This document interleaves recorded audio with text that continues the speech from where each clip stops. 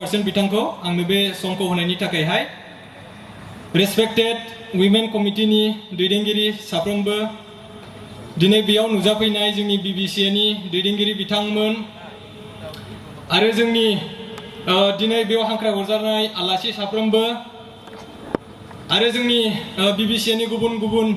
बिफानाव मावनानै थानाय आरो गुबुन गुबुन चार्चेसनि दैदेनगिरि साफ्रोमबो आरो दिनैहाय बेयाव नुजाफैनाय साफ्रोमबो ख्रिस्ट' सिबियारि नोंथांमोन आङो डक्टर नेहेमिया नार्जारी आङो कारिगाव मडेल हस्पिटालावहाय सासे डक्टर आरो मेडिकेल अफिसार हिसाबै मावनानै दङ आङो बरपटा बेप्टिस्ट चार्च मण्डलीनि सासे मेम्बार सिगांथारावनो आङो जोंनि वुमेन कमिटिनि दैदेनगिरि साफ्रोमखौबो हामबाय होनो दिनैहाय आइजो आफादनि 70-80 एनुवेल कनफारेन्सआव लिंहरनानै आंनोहाय बेबायदि मोनसे मोजां खाबुखौ होनायनि थाखाय बेयो आंनि थाखाय मोनसे जोबोद गेदेर अपरचुनिटि जेब्ला आङो उन्दैमोन आरो आङो जेडि उइलियाम इंलिश स्कुलाव फरायोमोन अब्ला आङो बेवहाय जोंनि आइया महिला सभायाव थाफैयोबा आंबो हाबनो फैफायोमोन अब्ला बै समावहाय डक्टर प्रडिउसारमोन डक्टर बिजुमोना बेयावहाय गोबां हेल्थ एजुकेशनफोर होनाय जायोमोन बै समावहाय आङो जोबोर उन्दैमोन आरो दिनैहाय 10-15 इयार्सनि उनावहाय आफा इसोरनि अननायावहाय आंबो सासे डक्टर जानानैहाय दिनै नोंसोरनि सिगाङाव फैनानैहाय नोंसोरखौ देहानि फोरोंनो बेबायदि खाबु मोननायनि थाखाय आङो आफा इसोरखौ हामबाय होयो आंनि थाखाय बियो प्राउड मोमेन्ट दिनैहाय आंनि जेडि उइलियाम्सआव हेड मिस्ट्रेस मेडाम अल्पना दङ बेबो फैदों आंनि टिचारमोन बिथाङा गोबाव समनि थाखायहाय जेडि उइलियाम्सआवहाय मास्टार मावनानै हेड मिस्ट्रेस मावनानै दिनै रिटायारसो जालायबाय गोबां बुरैबाय दिनैहाय मेडामाबो बेयाव फैदों आंनि प्रेजेन्टेसनखौहाय खोनासंनो थाखायहाय बेयो आंनि थाखाय मोनसे गोग्गाथाव मोनसे प्राउड मोमेन्ट जोंनि कारिगाव मडेल हस्पिटालावहाय बांसिन पेशेन्टफोरानो आइजोफोर फैयो आरो दिनैहाय बे वुमेन कमिटिनि 70-80 एनुवेल कनफारेन्सआवहाय आङो आइजोफोरनि मोनसे गोनां इम्परटेन्ट टपिकनि सायावहाय बुंनो मोननाय खाबुखौ आं जोबोद गोजोननाय मोनदों आङो दिनैहाय एबर्सन होननाय टपिकनि सायाव बुंगोन आरो आङो मोनथियो बियो मोनसे सेन्सिटिभ टपिक जेब्ला आङो 2018 मायथाइयावहाय MBBS फरायनो थाखाय गिबि खेब थांदोंमोन अब्ला सासे आइजोआ जोंनि आइखौहाय बुंदों एबर्सन मा खालामनायनि थाखायनो आङो डक्टरफोरखौ मोजां मोना होननानै थिग बेबादिनो एबर्सना मोनसे सेन्सिटिभ टपिक थेवब्लाबो दिनैहाय आङो बिनि सोमोन्दै बुंगोन आरो जोङो रायलायनांगौ एवारनेस जानांगौ मानसिफोरा जेब्ला बे इयारनि जुनावहाय वुमेन कमिटिनि प्रेसिडेन्टआ आंनावहाय कल खालामहरनानै आंखौहाय एबर्सननि सायाव बुंनो खावलायहरदोंमोन अब्ला आङो खनसेनो जागोन होननानै बुङाखै आङो गोबाव सम सानदों बेथ' मोनसे सेन्सिटिभ टपिक आङो बुंनांगौना बुंनाङा होननानै आङो सानबाय थादों नाथाय एबर्सना जोंनि गेजेराव जालुबाय थायो आरो बांनायावसो बाङै जाबोनानैहाय दिनै गोबां आइजोफोरा बिमाफोरा थैनो गोनां जायो बिनि थाखायनो आङो बुंनोसै होननानैहाय दिनैहाय बेयाव नोंसिनि सिगाङावहाय बुंनो फैबाय आङो एबर्सना मोजां ना गाज्रि आङो बिनि सायाव बुंनाय नङा आङो जास्ट मोनसे मेडिकेल एजुकेशन होनोल' दिनै फैदों बियो बिब्लिकेल ना आनबिब्लिकेल आङो बिनि सोमोन्दै बुंनाय नङा जोंहा बेयाव बुंनो थाखाय गोबां मिशनारिफोर थिय'लजियानफोर कसारिकाफोर दंखायो बाइबेलनि सोमोन्दैहाय बुंनो थाखायहाय आङो just medical education health education होनो थाखायल' आङो दिनैहाय बुंगोन आङो बारा गोबाव सम लानाय नङा जास्ट 30 मिनिटसोआवनो फोजोबगोन नोंथांमोना दहरज' हमनानै खोनासंबानो जाबाय आङो गासैखौबो बुंखानाय नङा माखासे इम्परटेन्ट टपिक्सफोरखौल' बुंगोन आरो एबर्सना मोनसे बिराद गिदिर टपिक बेखौ सावरायजोबनांगौबा सानसे समावबो थोखानाय नङा स' आङो गुसुङैल' बुंगोन 30 मिनिटसआवनो फोजोबनो नाजागोन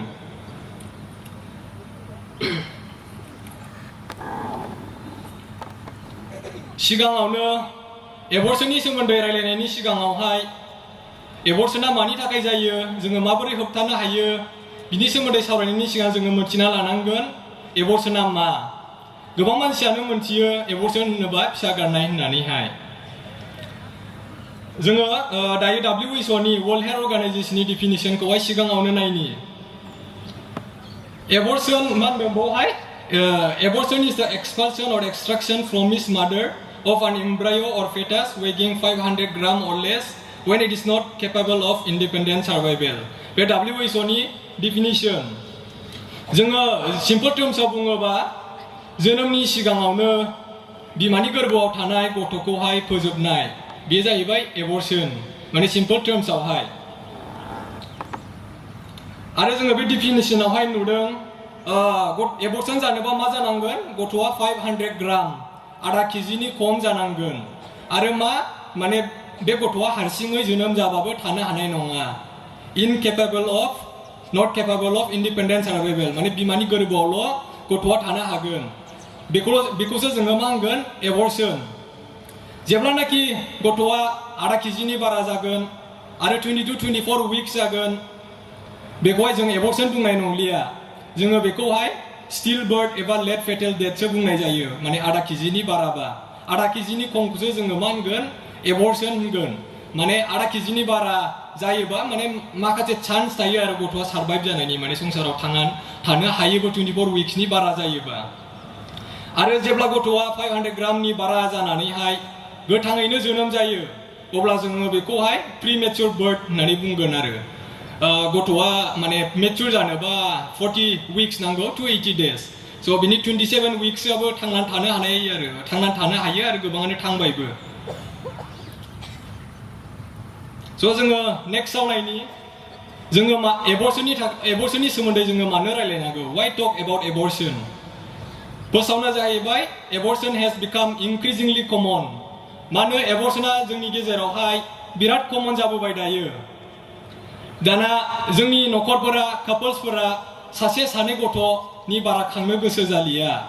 सासे सानै गथ' खांबाथाय बिनि उनावहाय खांला आरोना बेबायदि आरो बायसान्सै गथ' थाबावोबाबो मा होनो कापल्सफोरा आइजोफोरा गारनो नागिरो माने abortion खालामनो नागिरो थिग बेबायदियावनो abortionआ दिनैहाय बाङै बांबोनो हमबाय आरो मोनसेया जाहैबाय गोबां दानि सेंग्रा सिख्लाफोरानो मा होनो हाबा जायैनि सिगाङावनो देहानि सोमोन्दो लाखिनाय मानाय बेफोरो दिनै बांलांनो हमबाय स' बिसोरथ' गथ' थायोबा मा बिसोरथ' गामियाव थांनानै संसार जानो हाया बिमा बिफा मिथिया स' बेबायदिबा मा जायो बिसोरो abortion खालामनो नागिरो स' थिग बेबायदियावनो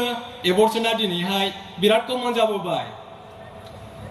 आङो 2018 आवहाय जेब्ला MBBS इन्टार्नशिप जोबनानै आङो दसे समनि थाखायहाय 1-2 months मोनसे मिशनारि हस्पिटाल सिलचरनि बाहाय बारा गोजान जाया इमानुएल रुरेल हस्पिटाल होननायाव आङो दसे मावदोंमोन आरो बेवहाय आंनि रुरेल जानायनि एसे सिगाङाव बेयावहाय सासे आन्टि दंमोन बियो गायनेक'लजिस्ट मिशनारि डक्टर आङो बेजों मावफादों अब्ला आन्टिया abortion खालामनो मानसिफोरखौहाय एलाउड होआमोन दाना मा खालामो मानसिफोरा abortion खालामनो एलाउड होआ नालाय अब्ला बिसोर गावबागाव न'आवहाय मुलि जानानैहाय जेब्ला थिग जाला होमबासो आन्टिनाव फैयोमोन अब्लाथ' उफाय गैया अब्ला गथ'आथ' थैखाबाय सिङाव बख'नांगौसै दाना अब्ला बेबायदि जायोमोन आरो आन्टिया बख'नो गोनां जायोमोन थिग बेबायदिनो दिनैहाय abortionआ बिराद कमन आङो मोनथिया गामिफोराव बिसिबां कमन नाथाय जोंनि हस्पिटाल सेटिंफोराव जोङो नुयो माने गोबां मानसिफोरा abortion खालामनो फैयो आरो जोङो नुबाय थायो आरो गामिफोराव बिसिबां कमन बेखौ आङो मोनथिया नाथाय जोंनि हस्पिटाल सेटिंआवहाय जोङो बिराद कमन नुनाय जायो आरो बेखौहाय आरो सेकेन्डआवहाय जाहैबाय abortionआ माने बियो मोनसे इम्परटेन्ट हेल्थ इशु गोबां मानसिफोरा मोनथियैयावहाय बिमाफोरा न'फोराव abortion खालामलाबायनो नागिरनानै ब्लिडिं जानानै इनफेक्शनफोर जानानै थैनो गोनां जायो मोनथिया मानसिफोरा abortionखौ माबायाव खालामो मानो खालामो माबायदियाव खालामनो नाङा मोनथिया स' बेबायदियावनो बिराद कमन जानानै माने मेटारनेल डेथ्सआ बिराद बांबोबाय आरो दिनैहाय मोनथियैनि माबायावनो स' बियो बिराद गिदिर हेल्थ इशु abortionना मोनसेया जाहैबाय जोङो एजुकेशन एन्ड प्रिभेन्सन जोङो abortionनि सोमोन्दै रायलायोबासो बियो जोंनि थाखाय मोनसे एजुकेशन बायदि जागोन आरो मोनसे मा होनो जोंनि थाखायहाय हेल्थ एजुकेशन बायदि जागोन आरो जोङो जेब्ला मोनथियो abortionनि सोमोन्दै मोजाङै मोनथियो अब्लासो जोङो मारै होबथानो हागोन abortionखौहाय जोङो बेखौहाय सावरायनो हागोन जोङो बेखायनो abortionनि सोमोन्दैहाय रायलायनांगौ जेब्ला abortionनि सोमोन्दै रायलायो बेयाव फैयो जाहैबाय फेमिलि प्लानिं कन्ट्रासेप्शन आरो बेफोरबायदि फैयोबासो जोङो आनवान्टेड प्रेगनेन्सि जाय गथ'खौ नांखाला अब्ला बेखौ सिगाङावनो होबथानो हागोन आरो ना एबर्शनसिम थांलायनांगौनि गोनां जानाय नङा।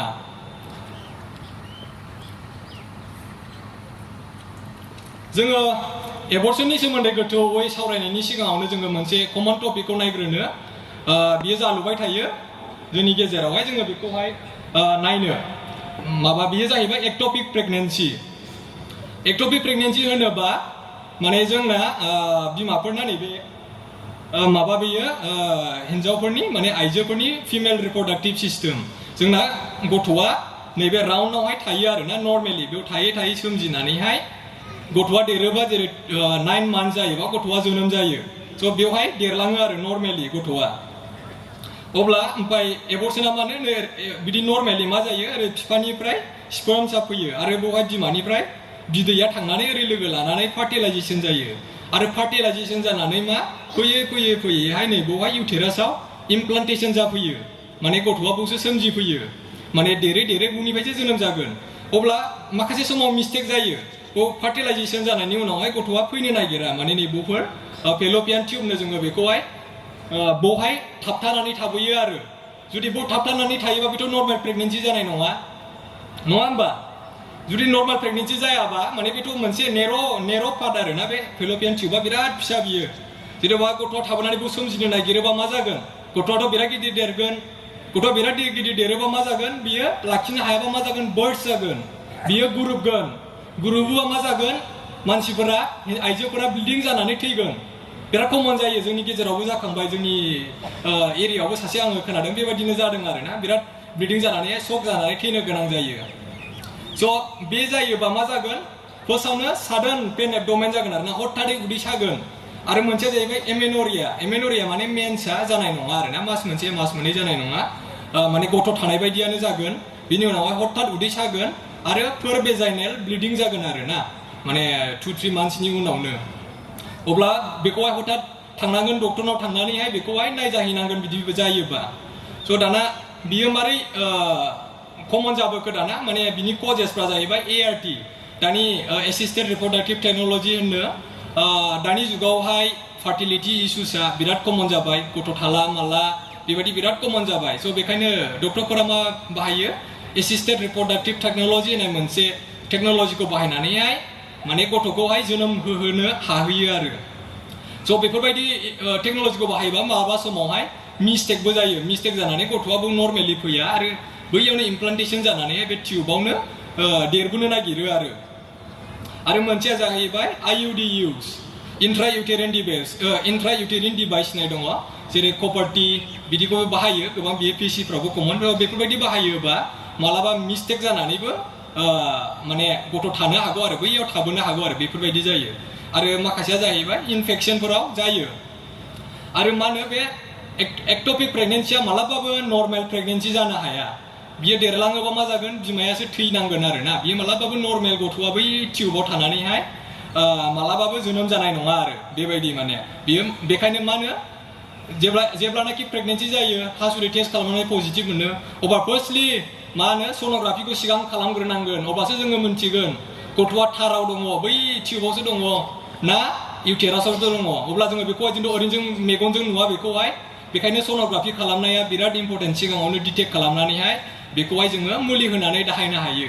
आरो बेखौहाय गथ' थाबाय नांला एबर्सन खालामनोसै होननानै मुलि जायोबा मा जागोन बे मुलिया बेयाव खामानि होनाय नङा जाय एबर्सननि मुलि जायो मानसिफोरा बियो बहाय खामानि होआ बेखौहाय मा होनो मिथ'ट्रेक्सेट होननाय मोनसे इन्जेक्सन होनानैसो बेखौहाय फोजोबनो गोनां जायो बेयो मोनसे बेरामानो जाहैबाय आरो बेबायदि माने ओरैनो मुलि जालाबायबाबो खामानि जानाय नङा। दायो जोङो नायनि एबर्सनखौ जोङो मायाव राननो हायो एबर्सनखौ जोङो मारै क्लासिफाइ खालामनो हायो फार्स्टआव जाहैबाय स्पन्टानियास मिसकेरेज आरो इन्डिउस जोंनि मानसिफ्रा एबर्सन होनोबा गथ' गारनायखौल' बुजियो नाथाय एबर्सन होनोबा स्पन्टानियास एबर्सन बा मिसकेरेजआबो बेयाव फैफायो इन्डिउस प्रेगनेन्सिखौल' जोंनि मानसिफ्रा एबर्सन होनबा बेखौल' बुजियो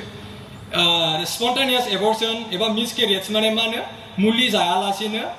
माने आनइन्टेनसनेलि जेब्ला गथ'आ नस्थ' जायो बिमानावहाय हारसिङैनो हारसिं मुलि जानाङालायजासे अब्ला बेखौ जोङो मा होनो मिसकेरेज एबा स्पन्टानियास एबर्सन होननानै बुङो जेब्लानाखि बिमाया गथ'खौ नस्थ' खालामनो थाखायहाय मुलि जागोन एबा फोजोबनो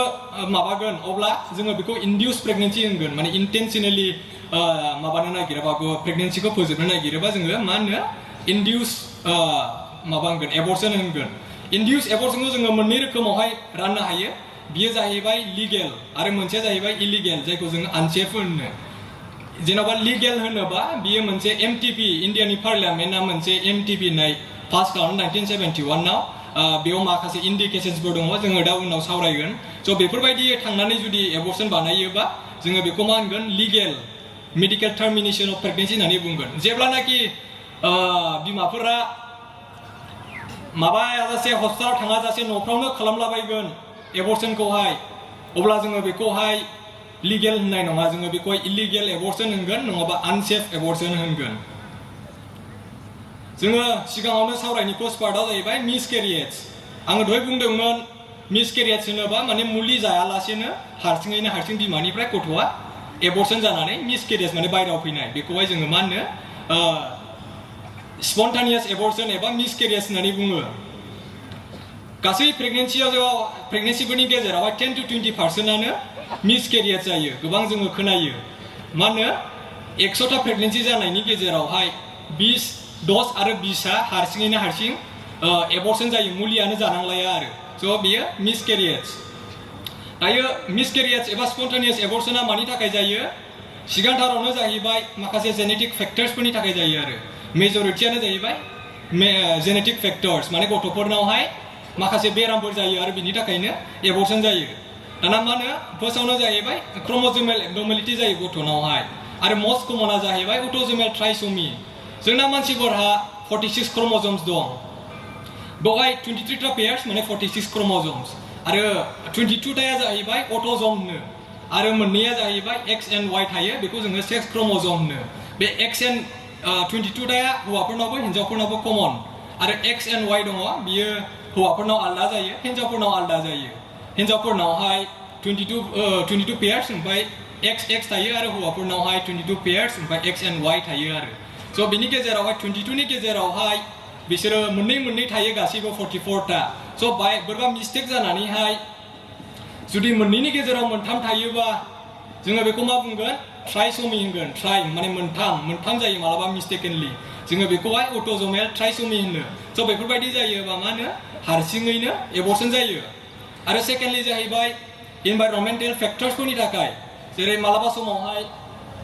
बिमाफोरा गथ' थानाय समावनो सिगारेट सोबो सोरबा बिराद कमन दानि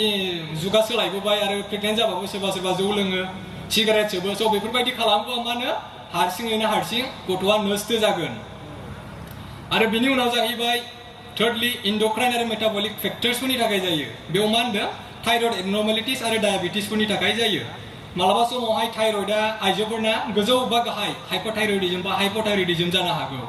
गोजौ बा गाहाय जायोबा बेबो मोननैबो मोजां नङा आरो गथ'आ हारसिङै डेभेलप जानाय नङा बेफोरबायदि जायोबा मा होनो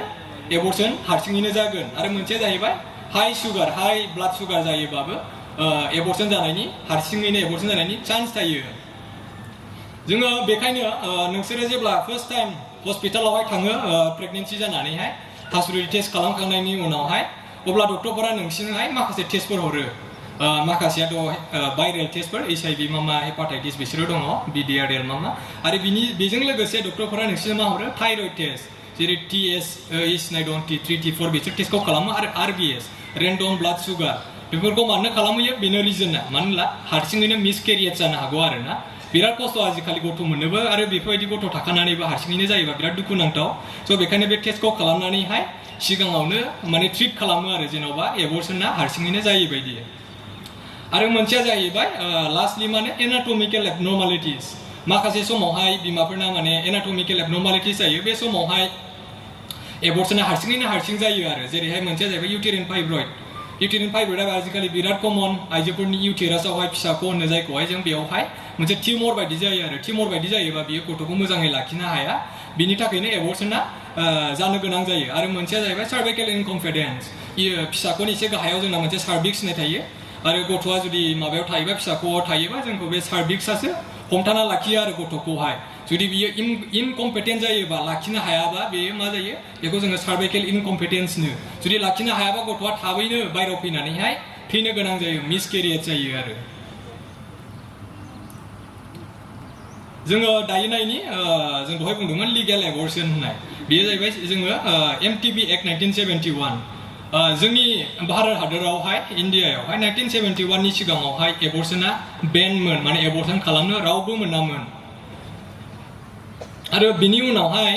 बे समावहाय 1971 नि सिगां मानसिफ्रा मामोन बे समावहाय माने गभर्नमेन्टआ पानिशमेन्ट होनाय जायोमोन मार्डारफोर बायदि बे एबर्शनखौहाय सोरबा खालामोबा बेखौ पानिशमेन्ट होयोमोन अब्ला मानसिफ्रा मा खालामोमोन हस्पिटालफ्राव थांनो हाखाला एलाउडबो नङा स' मानसिफ्रा सिरि सिरि न'आवनो खालामखोमायोमोन एबर्शनखौहाय मुलि जालाबायनानै हाग्रानि मानि मुलि जानानैहाय एबर्शनखौहाय सिरि सिरि बानायखोमायोमोन स' बिराद गोबां बिमाफ्रा थैनो गोनां जादों बै समावहाय बेखायनो इन्डियानि ल' मेकार्सफोरा आयेन बानायगिरिफ्रा पार्लियामेन्टआवहाय मोनसे बिल लाबोनानै पास खालामनानै एक्ट लाबोदों 1971 आवहाय जायखौ जों मेडिकेल टार्मिनेशन अफ प्रेगनेन्सि होननानै मोनथियो बेवहाय माखासे प्रभिजन्सफोर होदों माखासे इन्डिकेशन्सफोर होदों जायावहाय एबर्शना लिगेलि एलाउड बेखौहाय ओरैनो न'आव ओरैनो गोसो आं एबर्शन खालामनो होनबा बिदि बानायलाबायनो मोना माने माखासे प्रभिजन्सफोर दङ जायावहाय एबर्शना लिगेल आरो बे ल' बादियैहाय मानो बियो एक्टनि गेजेरजोंहाय मानो एबर्शना खालि हस्पिटालावल' बानायनो हायो आरो बेखौहाय गोदाव सोराव बबेबा फार्मासि माबाफोराव बानायनो मोना बेयो आरो मानो 20 उइकसिमल' 20 सप्तासिमल' बेखौहाय एबर्शनखौ बे ल' बादियैहाय बानायनो मोनो आरो रिसेन्टलि एमेन्डमेन्ट जादों पार्लियामेन्टआव बिनि उनावहाय 20 निफ्राय 24 उइकसिम एक्सकिउज होदों आरो माने बिमानाव बिराद गिदिर जुदि रिक्स जायो जुदि माबाखौहाय प्रेगनेन्सिखौ एसे कन्टिनिउ खालामबानो बिमानि जिउआसो जोबनो हागौ बेफोरबायदि जायोबा माने 24 उइकसिम एलाउड होदों सरकारा बेवहाय सासे डक्टरा खालामनो मोना 24 उइकसिम बा सानै डक्टरनि अपिनियन नांगौ जायो आरो मानो जों दहाय रायलायबाय एबर्शना बिनि सिगां इलिगेलमोन माने बानायनो एलाउड गैयामोन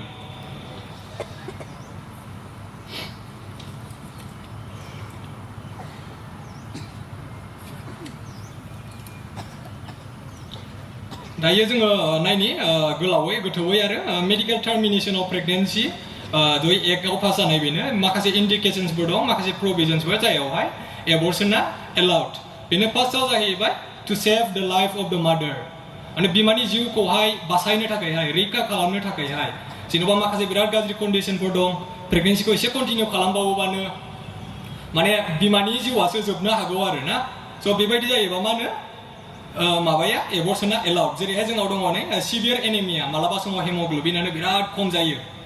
हाजार थै होबाबो आयरन जाबाबो माने बारायनो नागिरा स' बेफोरबायदि समाव मा होनो MTPआ एबर्शना एलाउड माने बिमायानो एसे कन्टिनिउ खालामबानो बिमायानो थैखागोन मालाबा समाव हेमग्ल'बिना 11 थानांगौआ 1-2बो फैयो जोंनियावहाय स' बेफोरबायदि समाव मा एबर्शना एलाउड आरो मोनसेया जाहैबाय बिमाफोरना बिराद हार्ट कन्डिशन दङ एसे कन्टिनिउ खालामबानो जिउआसो जोबगोन गावना बेबायदि कन्डिशन थायो स' बेफोरबायदियावहाय एबर्शना एलाउड आरो माखासेया दङ जाहैबाय जेरैहाय सुगारनि प्रब्लेम बिराद गिदिर हाइपारटेनसन इपिलेप्सि बिदि बिमाफोरनाव बेराम थायो स' एसे कन्टिनिउ खालामबानो बिमानि जिउआसो जोबनो नागिरो स' बे ल' बादियैहाय माने एबर्शना लिगेलि एलाउड आरो सेकेन्डलि जाहैबाय ससियेल इन्डिकेशन्स जुदि बिमानाव फिजिकेल एबा मेन्टेल प्रब्लेम जागोन प्रेगनेन्सिखौ कन्टिनिउ खालामोबा अब्ला मा होनो एबर्शना लिगेल एलाउड मोनसेया जाहैबाय फार्स्टआवनो माने जुदि रेप जायोबा बिमाया रेप जानानै बायसान्सआवहाय बेबायदि गाज्रि माबा जानानैहाय गथ' थायोबा रेप केसफोरावहाय बेवहाय एबर्शना लिगेलि एलाउड माने एबर्शनाखौहाय सरकारा खालामनो एलाउड होदों बिनि उनावहाय मोनसेया जाहैबाय इउजेनिक होननाय माखासेफोर दं जेन'बा गथ'नि बिराद गिदिर प्रब्लेमफोर थायो गथ'नावहाय फिजिकेल मेन्टेल एबनर्मेलिटिस गथ'नाव थायो बे समावहाय एबर्शना एलाउड माबेबा समाव गथ'फोरा जोनोम जायोबाबो मेन्टेलि प्रब्लेम सोरनाबा गन्थं गैया आथिं गैया खर' मोननै मा बिदि जायो बिदि समावहाय एबर्शना लिगेल एबा एलाउड दायो जोङो नायनि इउजेनिकआवनो फार्स्टआव जाहैबाय एनेन्सेफेलि बे बिराद कमन बिनि थाखायहाय एबर्शनखौ खालामनाय जायो बेबायदिनो माने गथ'आ बेबायदि जायो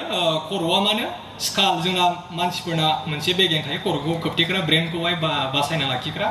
बेवहाय मा होनो बे समाव मालाबा समावहाय गैया जायो गथ'नावहाय बे गैयाबा मा ब्रेना बायरायाव फैगोन अब्लाथ' बे गथ'आ मालाबाबो नर्मेल जानो हानाय नङा आरो मालाबा समाव ब्रेना खावसेबो जायो सोरनाबा स' बेफोरबायदि जायोबा मा होनो एबर्शना लिगेल आङो दाखालि स्टेटास होनाय नुदों जोंनि सासे माबानि स्टाफ नार्सखौहाय क्रस बेंगल हस्पिटालावबो जादों बियो आङो दाखालिसो नुदों एनान्सिपालिया जोंनि हस्पिटालावबो बेबायदि सासे गथ' उजिदों माने खर'आ फिसानो बिदि ब्रेन गैया माया बिदि उजिदों आरो जोंनि क्रस मेम'रियेल हस्पिटालावबो दाखालिसो आङो जोंनि सासे स्टाफ नार्सखौहाय स्टेटासाव होनाय नुदों आरो मोनसेया जाहैबाय ट्राइसोमी 13 एबा 18 आं दहाय बुंदोंमोन ना 46 क्रोमोसोम थायो मानसिफोरना 46 क्रोमोसोमनि गेजेरावहाय 44 आ अट'जोम आरो 20 मोननैया एक्स एन्ड वाइ सेक्स क्रोमोसोम होननानै बुङो 22 टाया कमन गासिनावबो हौवाफोरनावबो हिन्जावफोरनावबो स' बे 22 नि 13 नाम्बार बा 18 नाम्बारा जुदि मोननै थानांगौनि गेजेरावहाय मोनथाम थायो अब्ला जोङो बेखौहाय ट्राइसोमी होनगोन ट्राइसोमी 18 एबा 13 जोङो फाटाव सिन्ड्रम होननानैबो मिथिनाय जायो बिदि जोनोम जायोबा मा होनो गथ'आ मा होनो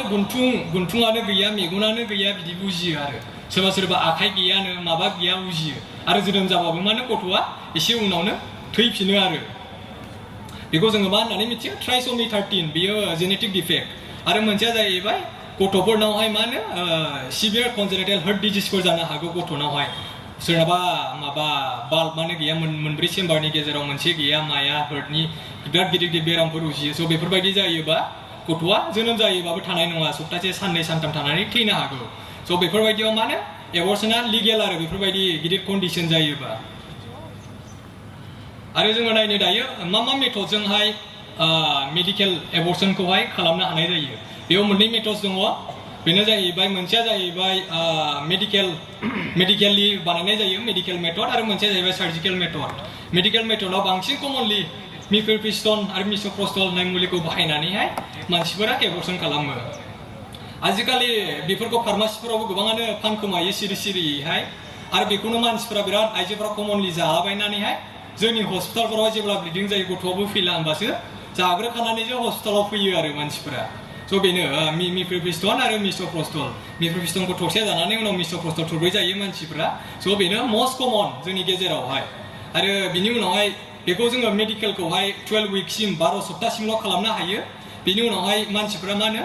सार्जिकेल माबायाव थाङो आरो जुदि मेडिकेल एबर्सना फेल जायो एबा 12 विक्सनि बारा जायो अब्ला सार्जिकेल एबर्सन खालामनो गोनां जायो सार्जिकेल एबर्सनाव मेथड्सफोरा जाहैबाय बेकएम एस्पिरेशन होननाय मेथड बाहायो आरो सक्सेन इभाकुएशन अर किउरेटेज होननाय मोनसे मेथड दङ बेखौ बाहायो आरो मस्ट कमनलि जोङो चेक डिएननि जोंनि हस्पिटालफोरावहाय सिभिल हस्पिटाल माबाफोराव बेखौ बाहायो गायनेक'लजिस्टफ्रा बे जाहैबाय डाइलेटेशन एन्ड इभाकुएशन माने फुवारनानैहाय बख'नाय आरो ना बेखौहाय जोङो मा होनो डाइलेटेशन एन्ड इभाकुएशन स' मोननै मेथड दङ एबर्सनखौ खालामनाया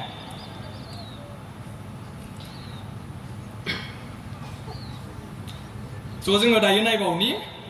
दहाय जोङो बुंदोंमोन ना मोनसे इलिगेल एबर्सन जायखौ जोङो आनसेफ एबर्सन होननानैबो मोनथियो स' माने मा होनदोंमोन माखासे लिगेल माबा दंमोन प्रभिजन्स दङ जायहा प्रेगनेन्सिया एलाउड माने हस्पिटालावसो खालामनांगौ होननानै बुंदोंमोन आरो मा होनो डक्टरफोरजोंसो खालामजानांगौ होननायनि माबा दङ जुदि बिनि अनगायैबो मानसिफ्रा गावबा गावनो एबर्सन खालामलाबायो मुलि जालाबायनानैहाय गोसो जाबानो एबर्सन खालामो बै ल' बादि थाङा बेखौ जोङो मा होनगोन आनसेफ एबर्सन एबा इलिगेल एबर्सन होननानै बुंगोन बियो पानिशेबल अफेन्स बायसान्सआव हमजाबायोबा सरकारा पानिशमेन्टबो होनो हागौ माने जेलावबो थांनो हागौ आरो बेयो मोनसे इलिगेल आरो definition of मा होनदों WHO नि बादिबा it is a procedure for terminating a pregnancy performed by an individuals lacking necessary skills or environment not meeting medical standards मा होनो सासे अनट्रेन्ड पार्सना जुदि एबर्सन खालामो डक्टर नङालासे सोरबा रोङाफ्रामा एबर्सन खालामो बेखौ मा होनो आनसेफ एबर्सन आरो मोनसे कन्डिशना जाहैबाय माने न'फ्रावनो खालामलाबायगोन हस्पिटाल नङा माने इनभाइरनमेन्टआ डार्टि माने मेडिकेल स्टेन्डार्ड्स बायदि थांनाय नङा आरो बेयाव एबर्सन खालामोबा बियो आनसेफ जेनेबा डक्टराबो जुदि आनसेफ जायगायाव खालामोबा न'आवनो खालामला एबर्सन खालामलाबायला बेखौ मा होनगोन इलिगेल एबा आनसेफ एबर्सन होननानै बुंनाय जागोन एबर्सन जानाय बुहुमावहाय एबर्सन जानायनि गेजेरावहाय 45% माने खावसेयानो हस्पिटालाव सहैया खावसेयानो न'आवसो खालामलाबायनानै लायो मानसिफोरा आरो बे जानाया माने इन्डिया जोंनि इन्डियायावनो बिराद कमनसिन खावसेयानो माने न'आवसो एबर्सन खालामलाबायनानैहाय ब्लिडिं जानानै इनफेक्सन जानानैहाय बिमाफोरा जिउ खहा जायो